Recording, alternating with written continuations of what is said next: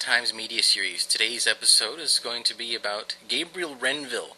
Gabriel Renville was the chief of scouts for General Sibley during the Sioux campaign, punitive campaigns, shortly following the Sioux uprising of 1862.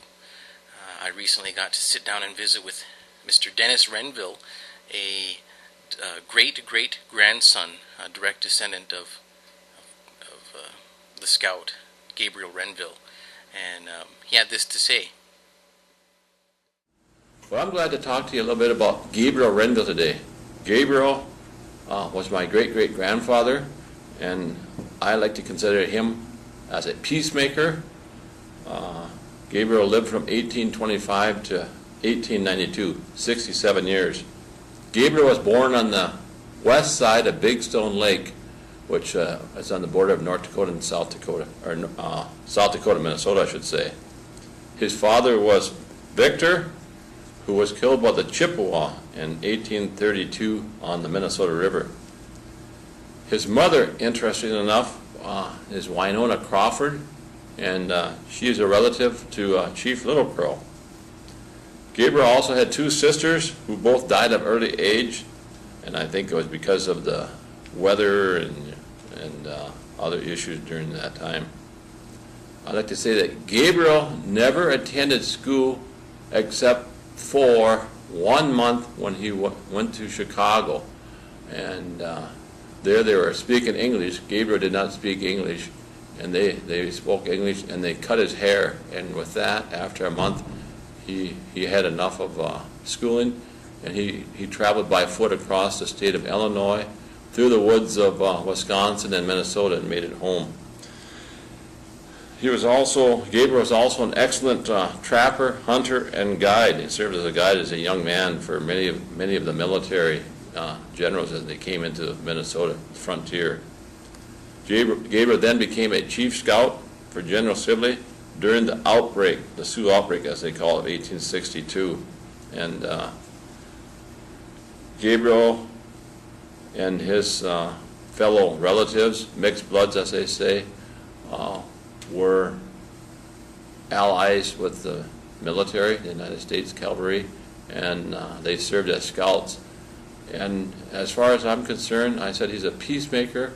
I mean, they had wars, yes, they had several wars, and they led expeditions, but I think had they not done this, I think you would have seen many lives lost on both sides. There were quite a few, but if they hadn't done this, I think Dakota, the Sioux population in that part of the country probably would have been wiped out, because the migration of Europeans kept expanding westward in seek of farmland, whatever, and I think Gabriel helped bridge that and became a peacemaker between the whites and the Indians.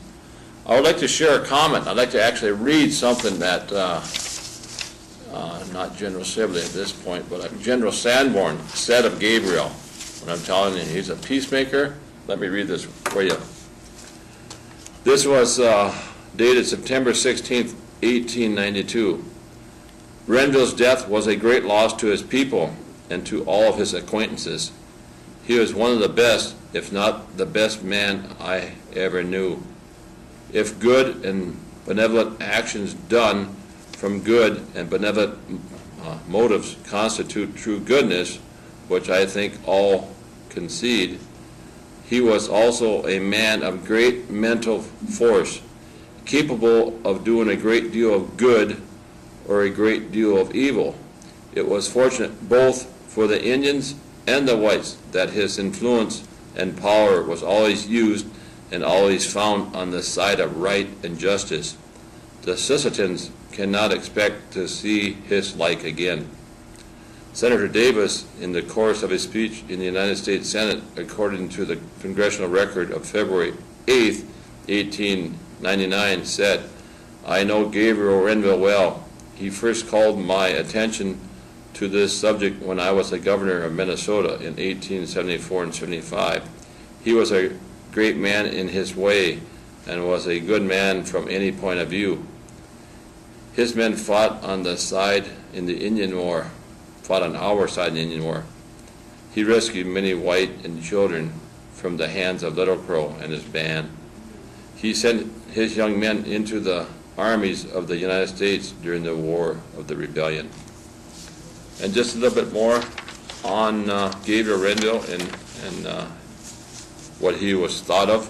This is from General Sibley, the chief scout.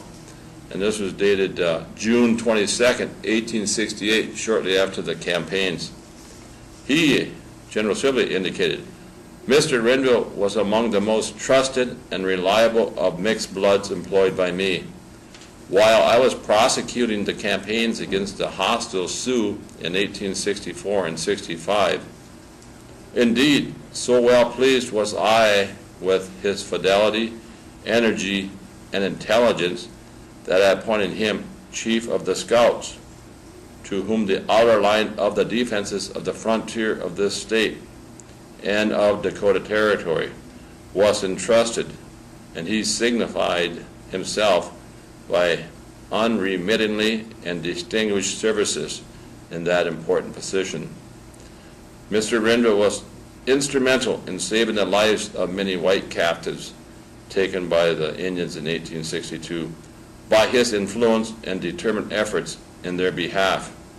And he lost a large amount of property, including horses, and that were destroyed in consequences of his opposition to their murderous course."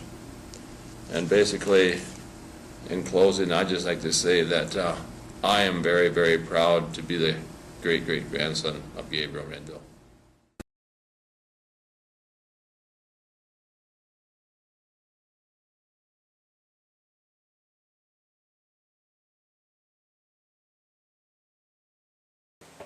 Dennis Renville recently served as Wellness Director at United Tribes Technical College. He was also once an instructor and later the chair of the Injury Prevention Program at United Tribes Technical College.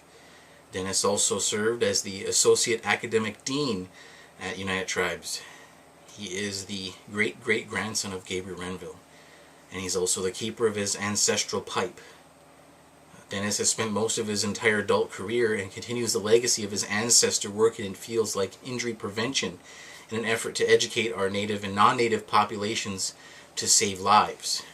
Dennis is retired now, but he still works part-time for United Tribes Technical College, currently organizing the Native American Lifesavers Conference in 2009. And I want to say thank you very much, Dennis, for your time. In your language, we would say Pidamia.